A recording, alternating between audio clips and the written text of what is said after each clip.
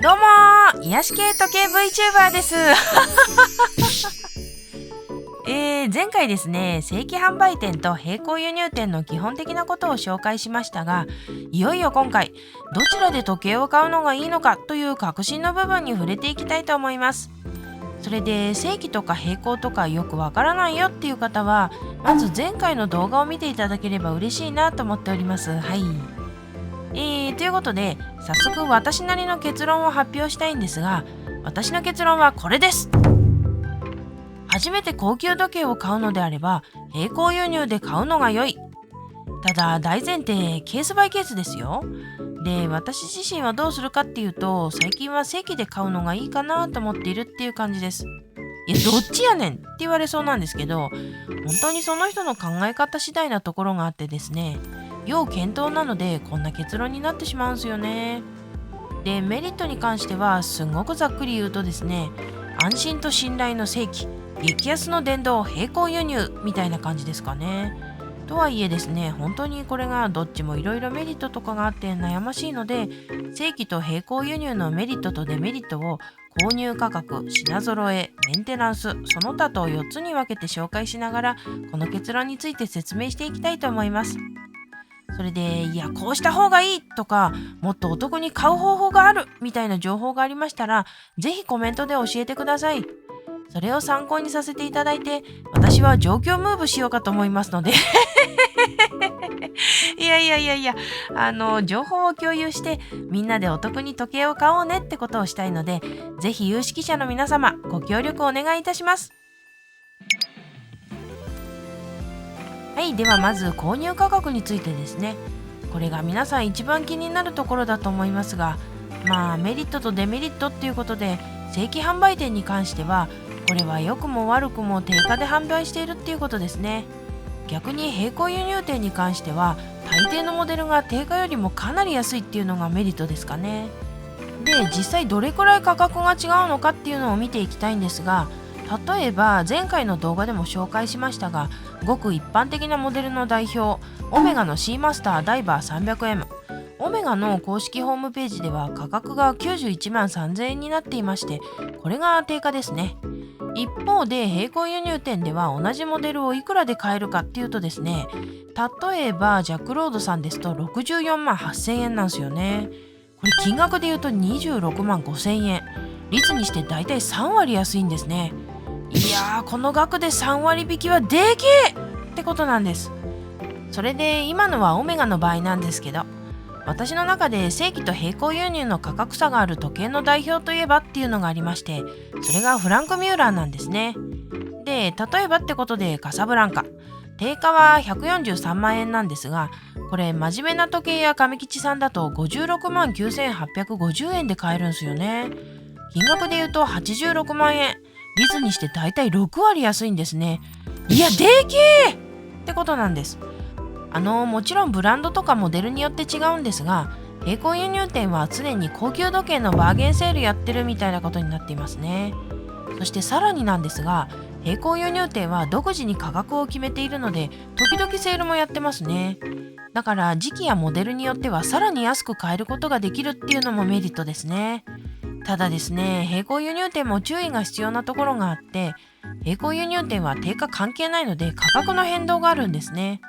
よく値下げしましたっていう表示を見ると思うんですけど、需要が落ちれば価格が下がったり、逆に人気が出れば価格が上がったりっていうことがあります。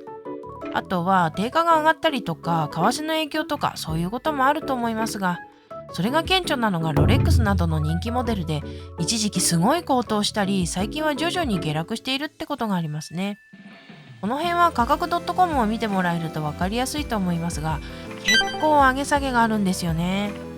で、あとは最初に正規販売店は良くも悪くも定価で販売って言いましたが、必ずしも並行輸入店が安いというわけではなくてですね、人気がありすぎて正規販売店では買えないモデルなんかはいわゆるプレネになってるんですね。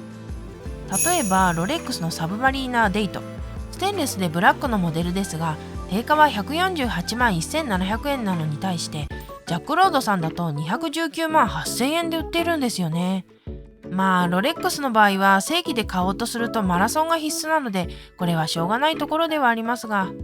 あとはパテックフィリップとかオーデマピゲとか、そもそもマラソンしても買えない時計なんかもプレネになっていますね。という感じで、人気モデルに関しては価格だけ見れば正規販売店の方が安いというメリットがありますね。あくまで価格だけ見ればなんですけどね。はい、では続いて品揃えに行ってみましょうか。こちらはですね、まず正規販売店の方ですが、現行のものであれば基本的に置いてあるというのはメリットですね。基本的にって言いましたけれども、ないやつもあるんすよね。さっきも言いましたけど、マラソンが必要なロレックスとかですね。それ以外にもブランドによって人気モデルだとオーダーはできるけど数ヶ月待ちますみたいなのも結構あります。では並行輸入の方はというと、これはですね、入荷状況次第なので現行のモデルでもないやつが結構ありますね。ここはデメリットではありますが、当然並行輸入のメリットもあるわけで、何かというとですね、まず正規では買えない人気モデルも置いてあることがある。もちろんそういうのはプレネですが、お金さえ出せばその場で買えるっていうのがいいんすよね。あとはですね、もう廃盤になってしまったモデルも置いてあることがあったり、それから海外限定のモデルもあったりするんですよね。だから何が言いたいかというと、並行輸入店を巡るのがめちゃくちゃ楽しいんですね。あ、このモデル見たかったんだわみたいな出会いもあるわけで楽しいんすよね。はい。ではでは続いてメンテナンスについてですが、私はこのメンテナンスのところがどちらで買うかというところですごく重要になってくる部分だと思っています。それでまず正規販売店の場合は、そのブランドの熟練した時計師さんがメンテナンスをしてくれるので安心安全っていうのがいいですね。もうそれはもうバッチリやってくれますね。でそれだけではなくて、最近は保証期間を延ばしているブランドが多くなっていまして、例えばジャガールクルトとかカルティエなどでおなじみのリシュモングループは8年間の保証をつけてたりするんですね。いや8年はでけえんだわ。これだけあれば何かあっても安心ですよね。こういうサービスで正規に取り込もうっていうのはありがたいと思います。はい。で並行輸入はどうかというと、並行輸入の最大のデメリットと言ってもいいかもしれませんが、並行差別というものがあってですね、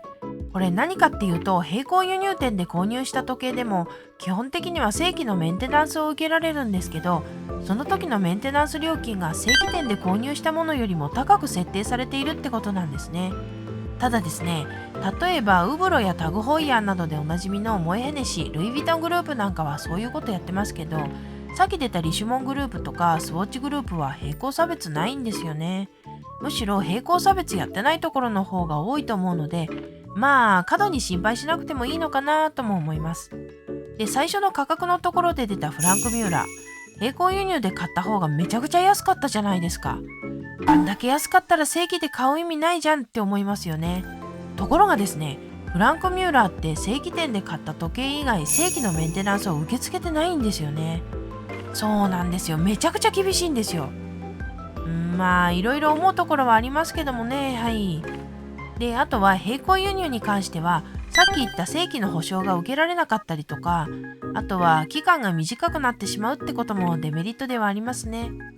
ただこれはお店によってですが、並行輸入店独自の保証をやっているところもあるので、保証が全くないってことはないっていうのは安心材料ではあります。はい。それで並行輸入ってメンテナンスでは不利なことばっかりかっていうと、そうでもなくてですね、ちゃんとメリットもあるんですよね。並行輸入店でも大手のところなんかは自社でメンテナンスを受け付けているところもありまして、そういうところだと正規の半額ぐらいでやってもらえるんですよね。いやこれもでけえ。なんだかんだこのメンテナンス代っていうのがバカにならないですからね。これは結構なメリットだと思います。ただですね、これも注意が必要なんですけど、最近の時計って得た問題があって自社ムーブメントを積んでるのが多くなってますよね。主にそういうやつってパーツの交換が必要な場合は並行輸入店では対応できないので、正規のメンテナンスに出さないといけないんですよね。だから結局正規の値段がかかってしまうんですが、それでも全体的にメンテナンス費用は安くなると思います。ということでですね、そうは言ってもメンテナンスは正規にお願いしたいって方も多いんじゃないかと思うので、特に並行差別ですね、そのあたりに注意して維持費を踏まえてどこで買ってどこでメンテナンスをお願いするのがいいかっていうのをあらかじめ考えておくのは重要だと思います。はい。ではその他のメリットについて話してみようかと思いますが、まずは正規販売店ですが、やっぱり正規で買った時の満足感は高いですよね。高級感バリバリの雰囲気の店内で最高級のおもてなしを受けられる、その体験は買い難いものなのかもしれませんね。あとはなんだかんだ正規なので安心感っていうのもあると思いますね。いや、並行輸入が安心じゃないっていうことではないんですが、アフターケアも含めて安心できるのが正規のメリットの一つだと思います。そういうもろもろをひっくるめて満足感が高いというところでしょうかね。で、あとは私みたいなものには関係のないところですが、正規販売店で爆買いしているとですね、普通の人が買えない人気モデルを案内してくれるんですよね。例えばパテックフィリップのノーチラスという超絶人気モデルがありますけど、ラグスポブームの前は正規販売店で購入歴がなくても順番を待てば買えたんですよね。でもラグスポとかパテックの人気が上がって入手が難しくなってきた結果、ある時期から購入歴によって店側で順番を決めますってことになったりして、そんでもって今は普通の人は順番にすら並べなくなっちゃったんですよね。だから人気モデルを正規店で購入したい人は正規販売店で購入実績を積むしかなくなっているってことですね。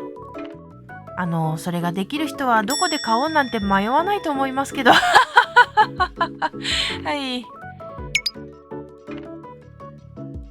では最後に結論の部分とお得に買う方法について話してみたいと思いますが、最初に言った通りですね、初めて高級時計を買うのであれば並行輸入で買うのが良い。ただ大前提ケースバイケースですよ。で、私自身はどうするかというと、最近は正規で買うのがいいかなと思っているってことなんですけど、まず最初は並行輸入がいいよってこと。これはですね、これから高級時計買おうっていう時って時計を選ぶの結構難しいじゃないですか。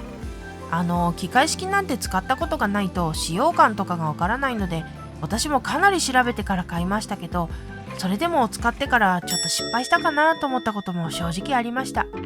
だから割と後悔することが出てくるリスクがあると思うんですよね。あとは年月が経つと好みも変わってきちゃうってこともあるんですよね。だからその辺のことを踏まえると、最初はイニシャルコストをなるべく抑えておく方がリスクマネジメント的にはいいんじゃないかと思います。最悪手放すってなった時も懐の痛み具合が違ってきますしね。それでただしってことなんですが、大前提ケースバイケースですよってことで、さっきも言いましたが並行差別とかがあるので、その辺も踏まえて考えた方がいいと思いますね。で、あと私自身は最近は正規使うかなってとこなんですけど、これはですね、別に私お金に余裕ありますアピールしたいからではなくてですね、最近欲しいなって思う時計って正規店で結構待たないと買えなかったり、並行輸入でもそんなに値段変わらないぞみたいなのだったり、そういうのがあるので結局正規かなって感じですね。もちろん並行の方が安かったらそっちで買いますけどね。はい。それでですね、まあ結論はそんな感じなんですが、最後にいかにお得に買うかっていうところをお話ししてみたいんですが、まずは正規店で買おうっていう場合ですね、私はデパートの正規店で買うのがいいのかなと思ってまして、これなんでかっていうと、百貨店のクレジットカードを使うと結構還元率がいいのでお得に買えるんですよね。カードによっては 10% くらい還元率があったりして、なのですごいおすすめですって言いたいんですけど、これに関しては注意しなくてはいけないことと言いますか、そんなうまい話はそうそうないなみたいなところがあってですね、ポイント還元だったり割引だったりが適用されるブランドが結構限られていて、時計ブランドって還元されないところが多いんですよね。なんですけど、全くダメかというとそうでもなくて、時計の購入実績はつけられるので、デパート独自のサービスを受けられるっていうのがメリットなんですよね。例えば他の買い物をする時のポイント還元率が上がるとか、デパートの先行セールを利用できるとか、いろいろあるんですけど、なので時計以外の買い物もデパートでしますよって方にはおすすめですね。で、ポイント対象外の場合は購入実績だけはついて別のカードで支払うってことができたと思ったので、正規店で買う場合でも多少はお得にできるんじゃないかと思いますね。どんなクレジットカードがいいかってところは情報が無限にあるのでね、なんとか経済圏とか、まあその辺は他の方にお任せなんですけれども、はい。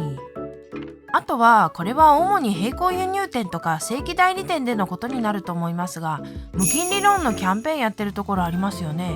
私はローン反対派だったんですが、最近ありかなと思ってまして、